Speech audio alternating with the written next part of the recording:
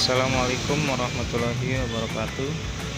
Saya Adi Setiawan, mahasiswa Universitas Dian Nusantara, Fakultas Bisnis dan Ilmu Sosial, Program Studi Manajemen semester 2. Pada kesempatan ini, saya ingin mempresentasikan sebuah ide usaha yang saya buat untuk menyelesaikan tugas besar mata kuliah kewirausahaan dari dosen pengampu Dr. Andes Didin Hikmah Prakasa, sarjana ekonomi, magister manajemen.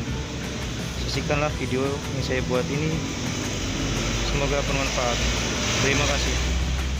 Ide usaha saya ini berjenis makanan ringan, yaitu usaha kecil keripik pisang. Kemudian pada latar belakang, secara geografis Indonesia merupakan negara agraris, tanah yang subur dengan hamparannya yang hijau. Hal tersebut sangat mendukung Indonesia untuk meningkatkan hasil produksi, hasil pertanian.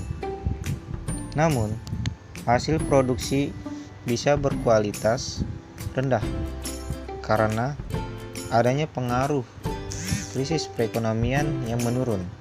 Maka untuk menjaga agar kualitas dan komoditas hasil pertanian tetap tinggi, maka perlu adanya pengolahan pemanfaatan hasil yang lebih luas dan kaya akan ide-ide atau gagasan baru. Salah satunya yaitu dengan menolahnya menjadi produk keripik pisang yang berkualitas. Dengan melihat perkembangan zamannya semakin maju, sekarang ini kebutuhan manusia akan gizi semakin meningkat. Setiap manusia membutuhkan makanan yang bergizi untuk menjamin kesehatannya.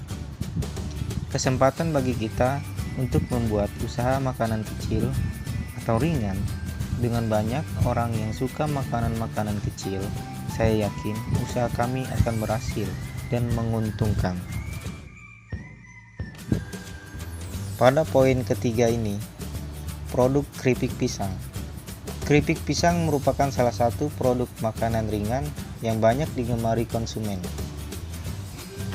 yang rasanya renyah dan murah.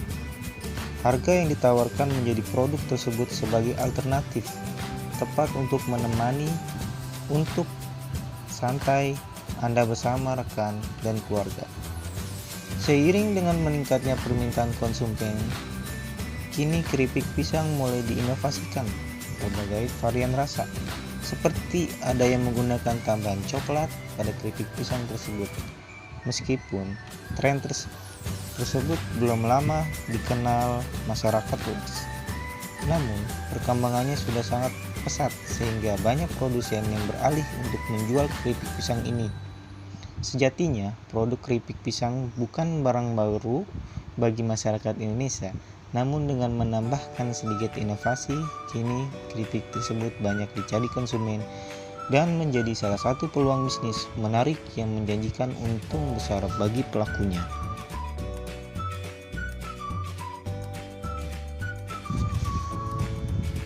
Kebutuhan pasar terhadap kebutuhan pangan di masyarakat terus meningkat. Kebutuhan akan keripik pisang ini bisa dijadikan sebagai cemilan setiap hari, jajan khas dan oleh-oleh bagi keluarga. Bagi masyarakat produk, keripik pisang merupakan produk yang memiliki ciri khas tersendiri, mulai dari rasa, penampilan, dan bahan. Karena produk keripik buah dan sayur diproses secara alami langsung dari buah dan sayur segar sehingga menghasilkan produk yang berkualitas tinggi dan tanpa adanya bahan pengawet, sehingga permintaan akan keripik pisang semakin meningkat. Lalu proses pembuatan keripik pisang berikut adalah bahan-bahan dan cara membuatnya, yaitu sebagai berikut. Pertama, bahan-bahan. 1 sisir buah pisang setengah matang, pisang kepuk atau pisang raja, 1,5 cup pur sirih, 1 liter air, minyak goreng secukupnya. 2. Bumbu halus, 5 siung bawang putih, 1 sendok makan garam dapur, 1,5 sendok makan ketumbar, kunyit 2 cm, kemiri 3 butir, vetsin secukupnya. 3.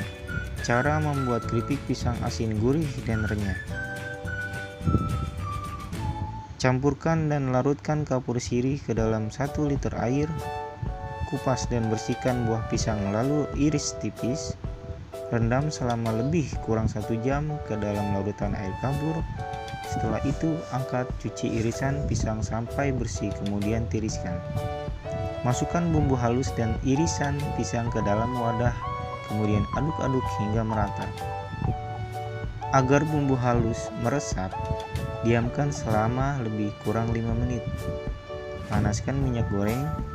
Goreng irisan pisang dalam minyak banyak hingga renyah, kering dan matang. Angkat dan tiriskan. Kelebihan usaha keripik pisang. 1. Nutrisi tidak hilang karena digoreng pada suhu rendah antara 80 sampai 85 derajat Celcius. 2. Warna tidak berubah dan tidak gosong. 3. Keripik renyah dan nikmat. Promosi makanan yang cepat laku adalah pada tempat ramai seperti pasar, sekolah, kampus, kantor. Itu adalah tempat yang paling strategis untuk mempromosikan barang dagang. Berikut ini adalah beberapa cara promosi makanan yang akan saya lakukan. Pertama adalah lewat brosur. Cara ini cukup efektif untuk memperkenalkan makanan yang saya jual. Biasanya makanan sampai di konsumen melalui pesan antar atau sering disebut delivery. Melakukan penjualan langsung, cara ini lumayan efektif karena langsung bertemu dengan pembelinya dan bisa langsung promosikan makanan yang dijual. Melalui internet, cara ini efektif. Walau tak semua orang memakai internet, tapi cara ini cukup memberikan informasi yang lebih kepada orang karena saat ini orang banyak membuka internet seperti Facebook, Twitter, Yahoo, Google, dan lain-lain. Tak ada salahnya bisa dicoba. 4. Melalui iklan radio, cara ini cukup lumayan. Walau tak ada gambar visual yang dapat terlihat, tapi isinya pesannya dapat disampaikan kepada masyarakat. Rencana keuangan. Dalam berwirausaha, tujuan yang paling utama ialah memperoleh keuntungan. Keuntungan di sini tergantung pada apa yang kita hasilkan dan bagaimana cara menjual produk tersebut. Dalam sehari kita dapat menghasilkan dan menjual keripik pisang ini sebanyak 30 kilo dan membutuhkan bahan baku yaitu pisang sebanyak 50 kilo. Selain pisang yang sebagai bahan baku dari pembuatan keripik pisang ini, dibutuhkan juga minyak untuk melakukan proses penggorengan dan yang dibutuhkan sebanyak 15 kilo. Agar rasa keripik pisang ini gurih, renyah, dan enak, maka dalam proses pembuatannya dibutuhkan bumbu-bumbu sebagai penyedap rasa dalam keripik pisang ini. Dalam proses pembuatannya juga membutuhkan 3 orang sebagai tenaga kerja untuk membantu dalam memproduksi keripik pisang ini. Dan setelah keripik pisang ini matang, maka langkah selanjutnya adalah pengemasan. Maka saya membutuhkan kemasan untuk mengemas keripik pisang ini sebagai biaya pembungkus. Setelah semuanya sudah siap, maka keripik pisang tersebut tinggal dipasarkan atau dijual. Dengan itu, maka kita membutuhkan biaya transportasi. Adapun harga-harga dari bahan-bahan pembuatan keripik pisang dan biaya-biaya yang akan keluar dalam produksi keripik pisang ini, yaitu pisang dengan harga 4.000, minyak 10.500, bumbu 10.000, tenaga kerja 20.000 per orang, biaya pembungkus 10.000, biaya transportasi 10.000, lain-lain 10.000. Adapun perhitungan rugi atau laba selama proses produksi hingga proses pemasaran keripik pisang ini, dari mulai modal 1 hari, 1 minggu hingga 1 bulan, dan laba yang diperoleh selama 1 hari, 1 minggu hingga 1 bulan, yaitu sebagai berikut. Pisang 50 kilo dikalikan dengan 4.000, maka harganya Rp200.000. Minyak 15 kilo dikalikan 10.500 sama dengan 157.500. Lalu dijumlahkan sampai dengan lain-lain. Jumlah keseluruhan dari perhitungan rugi atau laba selama proses produksi hingga proses pemasaran keripik pisang ini berjumlah Rp497.500.000.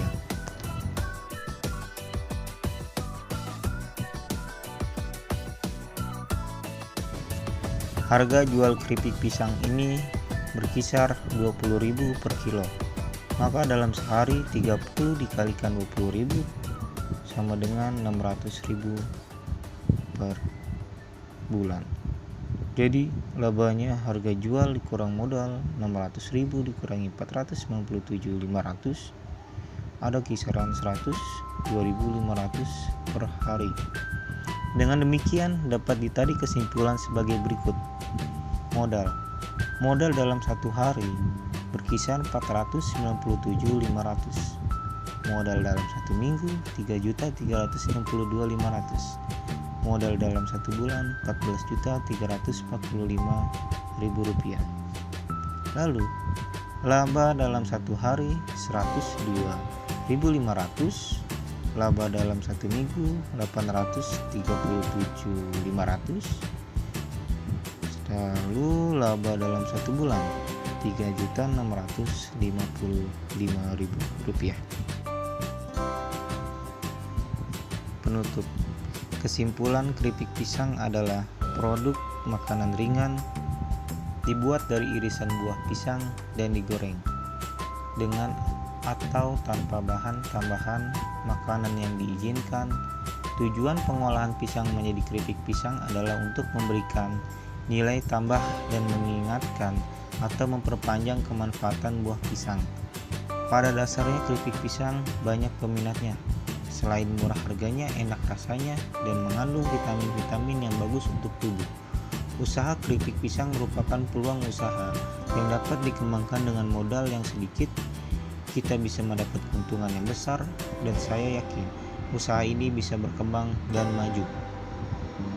Kemudian saran, dalam melakukan usaha dituntut untuk serius dan fokus. Kita tidak bisa dalam memulai bisnis itu secara setengah-tengah dan dikerjakan sambil lalu meskipun usaha tersebut berupa usaha sampingan. Kegagalan berusaha sebenarnya bukan disebabkan oleh orang lain, namun berasal dari diri kita sendiri. Dengan demikian, ketekunan dalam menjalankannya adalah suatu keharusan. Perhitungan yang matang selayaknya dilakukan dari awal mulai usaha, karena sekali kita salah dalam perhitungan di awal, maka yang terjadi adalah efek berantai di mana kita akan terus-menerus mengalami kesalahan, sementara modal lama kelamaan tersedot habis.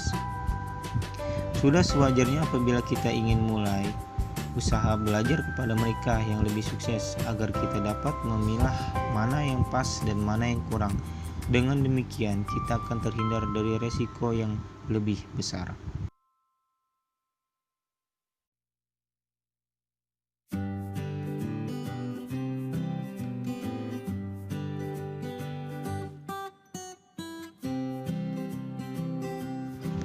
Sekian dan terima kasih. Semoga video ini bermanfaat dan berguna untuk kalian semua.